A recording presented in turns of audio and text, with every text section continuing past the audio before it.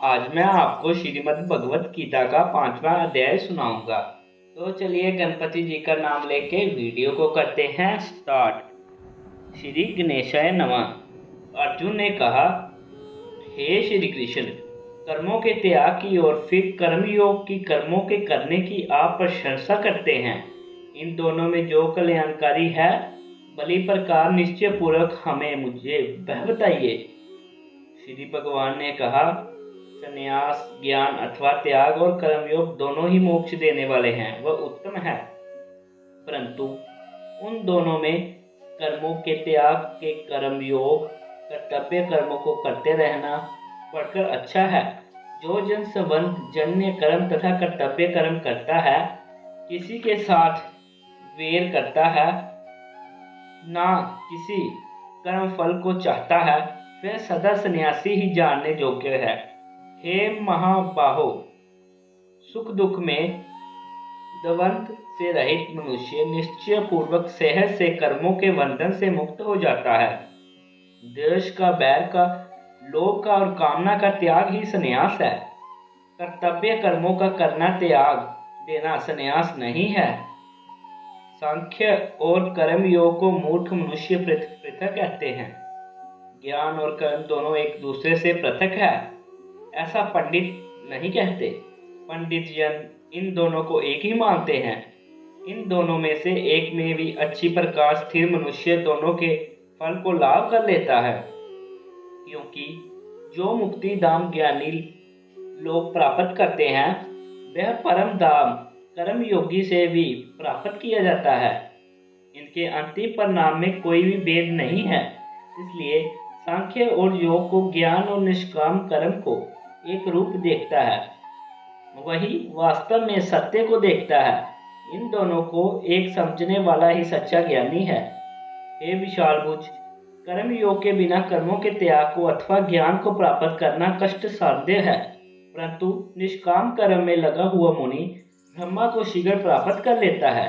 जो भगवत कर्म योग के परायण है, जिसका आत्मा शुद्ध है, जो अपने आप को वश किए हुए है, जो जितेंद्रिय है और जो सब प्राणियों को अपना आत्मा मानने वाला है, अपने समान समझने वाला है, वह कर्मों को करता हुआ लिप्त नहीं होता। वह कर्मों के बंधन से सदा लिप्त ही बना रहता है। ऐसा उत्तम मनुष्य भक्ति भाव में रमण करने वाला, कर्म योग से युक्त तत्वदर्शी, देखते सुनते, छूते सूंघते खाते, चलते सोते सांस लेते, बोलते छोड़ते लेते, आंखें खोलते और मीचते हुए भी इंद्रियों के वश्यों में काम कर रही हैं, ऐसे धारणा करता हुआ यह माने कि मैं कुछ भी नहीं कर रहा हूँ, राग दोष रहित निष्काम भावयुक्त तत्वज्ञानी मनुष्य ऊपर वर्णन किए गए सभी कर्मों को सृष्टि नियम के अंतर्गत समझे। ऐसा कर्मों में ईश्वर का विधान काम करता हुआ माने और स्वयं निष्काम रहकर एक यंत्र की भांति शुभ कर्म करता चला जाए। विवाहित कर्मों में और ईश्वरीय नियमों में पाप की कल्पना ना करे और दोष की दृष्टि ना रखे। सब सहज कर्मों का करना तथा कर्तव्य कर्म में रत रहना शुभ ही जाने। ऊपर कही विषयों में को अधिक स्पष्ट करते हुए भगवान ने कहा, जो मनुष्य विचार युक्त मनुष्य कर्मों को ब्रह्मा में संपन्न करके और उनके फलों की इच्छा को त्याग कर करता है, वह पाप से निर्लेप रहता है। जैसे पानी से कमल का पत्ता, जैसे कमल का पत्ता पानी में रहता है, परंतु वह कीचड़ मिट्टी से पालना पाता हुआ उन दोनों से निर्लेप रहता है और पानी से नहीं भीगता।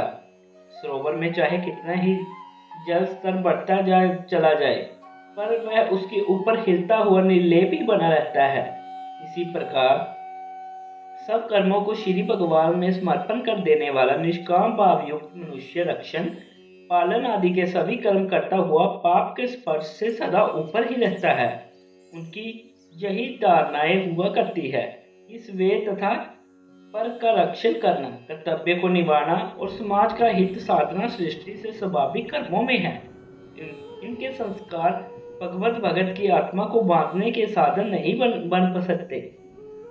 योगी जन कर्मों के फल की कामना को छोड़कर आत्मा की शुद्धि के लिए केवल काया से, मन से, बुद्धि और इंद्रियों से भी कर्म किया करते हैं। संसार के पदार्थों को आसक्त निमग्न मनुष्य के काम तो राग, दोष, बैर, विरोध और भोग उपभोग की तृष्णा से प्रेरित होते हैं, परंतु कर्म योगी के कर्म केवल कल्याण के भाव तथा कर्तव्य बुद्धि से हुआ करते हैं।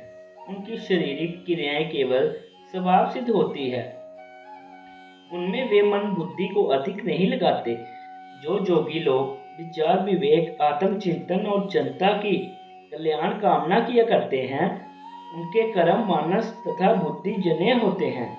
जो योगी समबुद्धि होते हैं, कर्म योग में तत्पर रहते हैं और ब्राह्मी स्थिति में स्थिर हो जाते हैं, उनके इंद्रियों के कर्म ऐसे स्वाभाविक होते हैं जैसे सोए हुए मनुष्य के शरीर के भीतर रात दिन निरंतर अनगिनत कर्म होते रहते हैं।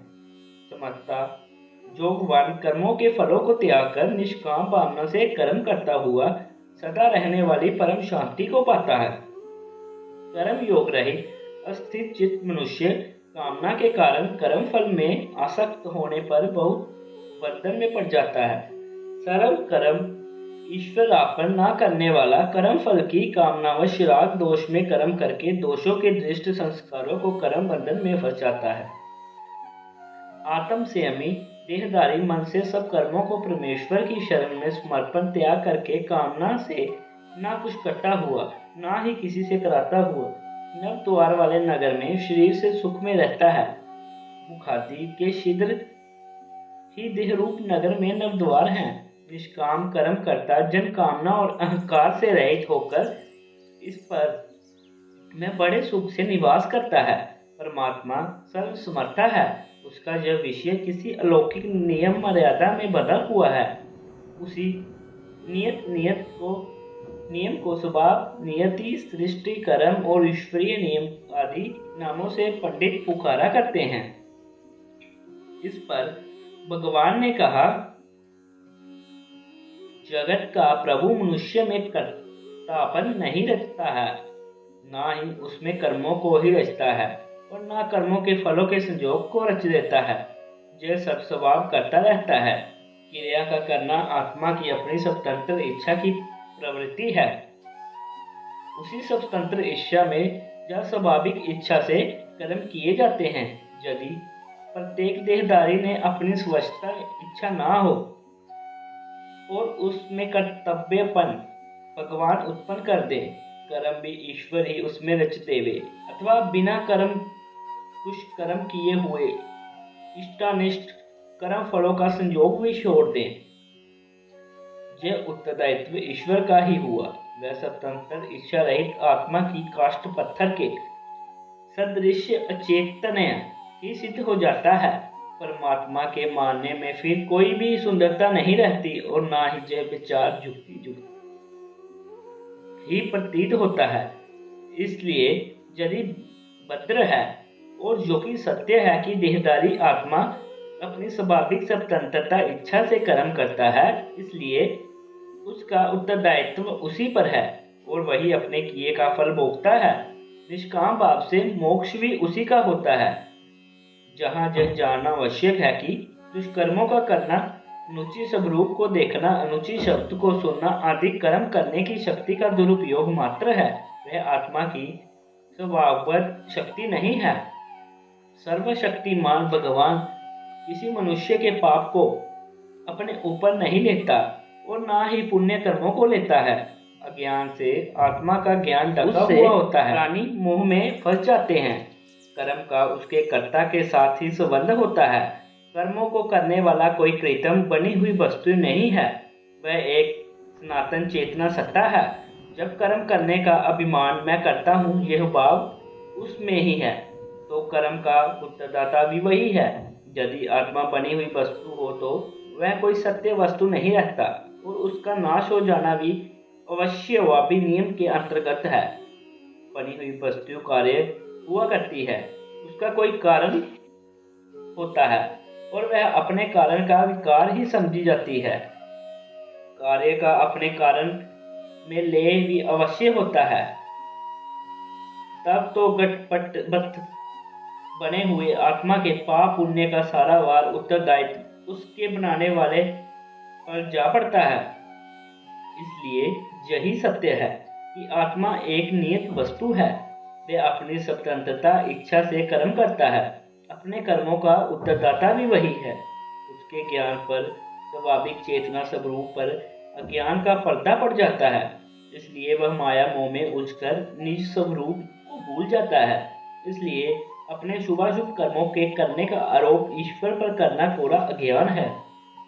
परंतु जिनका ज्ञान आत्मज्ञान द्वारा नष्ट हो गया है, जिनको अपनी सनातन सत्ता का बोध हो गया है और परमात्मा की निर्लेपता का पूरा निश्चय हो चुका है, उनका सूर्य के दृश्य प्रकाश में ज्ञान उसका पर पद को प्रकाशित करता है।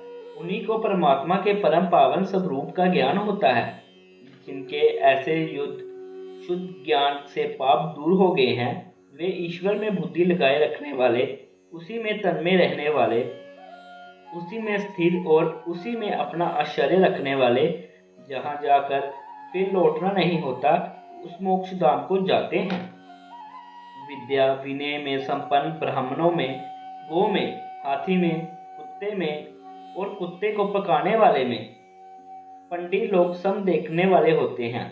परमेश्वर परायण आत्मज्ञानी पंडित जन सेवा के समय, सहायता के समय और रक्षा करने के काल में ब्राह्मणों और चंडाल की भेद भावना नहीं करते। वे सब में प्राण और चेतना भाव की स्फूर्ति एक सी ही समझते हैं। भगवान में लीन रहने वाले उन ऊंच नीच के तुच्छ भेदभावों को भूल जाते हैं और सबकी सेवा सहायक समदृष्टि होकर करते हैं।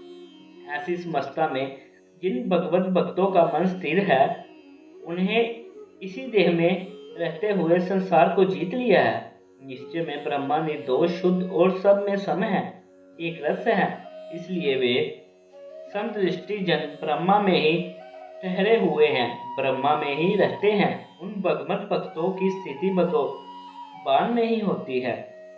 स्थिर बुद्धि मोह अज्ञान रहित ब्रह्मा का ज्ञाता और ब्रह्मा में स्थित मनुष्य प्रिय को अनुकूल वस्तु को पाकर बहुत प्रसन्न न होवे और अप्रिय और प्रतिकूल वस्तु को पाकर भी दुखी ना हो जाए। इष्टानिष्ट के लाभ में सम रहने का यत्न करे। बाहर के अनुकूल प्रतिकूल विषयों में आसक्त होने वाला मनुष्य जो सुख अपनी आत्मा में प्राप्त करता है, वह ब्रह्मा के योग में लीन आत्मा अक्षय आनंद को अनुभव कर लेता है। अंतर्मुख होकर मनुष्य को जो सुख प्रतीत होता है, जो विषयों में ऊपर आनंद अनुभव होता है, ब्रह्मा में लीन मनुष्य को वैसा ही अक्षय सुख हुआ करता है। ब्रह्मा में विषयों से हटकर आत्मा में अंतर्मुख होने का सुख और ब्रह्मा में लीन होने का सुख दोनों सम है। वेद यही है कि समस्ता युक्त समाधि का सुख समाधि में पश्चात भूल जाता है और ब्रह्मा में रहने का सुख क्षय रहित होता है। और जो इंद्रियों के विष से उत्पन्न हुए भोग है, निश्चय पूर्वक में दुख का कारण ही है और आदि तथा अंत वाले हैं, वे होकर फिर नष्ट हो जाते हैं। एक कुंती पुत्र ज्ञानी मनुष्य उनमें रमन नहीं करता। जो मनुष्य शरीर छोड़ने से पहले, मरने से पूर्व ही इसी देह में ही कामना और क्रोध से उत्पन्न हुए वेग का सहन कर सकता है, तृष्णा और बैर के वशीभूत नहीं हो जाता, वह योगी है, वह सुखी मनुष्य है। वह जो आंतरिक सुख युक्त है, भीतर प्रसन्न है, ऐसे ही जो अपने भीतर की ज्योति वाला है, वह योगी ब्रह्मा रूप को कर ब्रह्मा के निर्वाण पद को जाता है। निर्वाण पद उस काम का नाम है जो निर्वात है, जहाँ कारक कार्य भाव की आजू नहीं है, जहाँ सारी रचना लय हो जाती है, जहाँ वासना की और कामना की बाजू सर्वथा सुफिरत नहीं होती। निर्वाण का यह भी अर्थ है, जिस ब्रह्म धाम में काल का जन्म मरण का और परिवर्तन का बाण नहीं काम करता, वह दुख रहित परम सुख में धाम ब्रह्म निर्वाण है। आत्मज्ञानी और आत्म ज्योति युगत कर्मयोगी ऐसे ही ब्रह्म निवारण रूप परम धाम को प्राप्त करता है। जिनके पाप नष्ट हो गए हैं और सब प्राणियों के हित में लगे हुए हैं, जो आत्मा संयमी है। जिन्होंने संशय काट डाले हैं वे ऋषिजन ब्रह्मा के निवारण पथ को पाते हैं। जिन्होंने अपना आत्मा जान लिया है, चित्त जिनमें वश में है और काम क्रोध में स्वर्था रहित है, उन जतियों के यतनशील कर्मयोगी के सब और ब्रह्म निवारण रहता है। भक्ति धर्म युक्त वीतराग संयमी आत्मज्ञानियों और निष्काम कर्म करने वालों के चहुं और ही ब्रह्म निवारण करता है। वे इस लोक में रहते हुए भी ब्रह्मा में ही विचरते हैं। ध्यानवान की अवस्था दर्शाते हुए भगवान ने कहा, 5 ज्ञान इंद्रियों की बाहरी विषयों को बाहर करके, बाहर ही रोककर और इसी प्रकार चक्षु दृष्टि को भ्रू कुटी के मध्य में स्थिर करके, नासिका में आने जाने वाले प्राण को अपान को सम एक रस करके, जो जन इंद्रियों को मन को और बुद्धि को वश में किए हुए है और मोक्ष में परायण है, इच्छा भय और क्रोध से रहित है, वह सदा मुक्त ही है। वह जन्म को जी चुका है। यह अभ्यास वृत्ति को सम रखने के लिए अति उत्तम है। यह मार्ग श्रद्धा भक्ति का है और अति सुगम है। यह मार्ग कर्म योगियों के लिए अधिक उपयोगी है। यज्ञ और तप के भोक्ता स्वीकार करने वाले, सब लोगों के महेश्वर और सब भूतों के हितकारी, मुझको जानकर भगवत भगत कर्मयोगी शांति को प्राप्त करता है।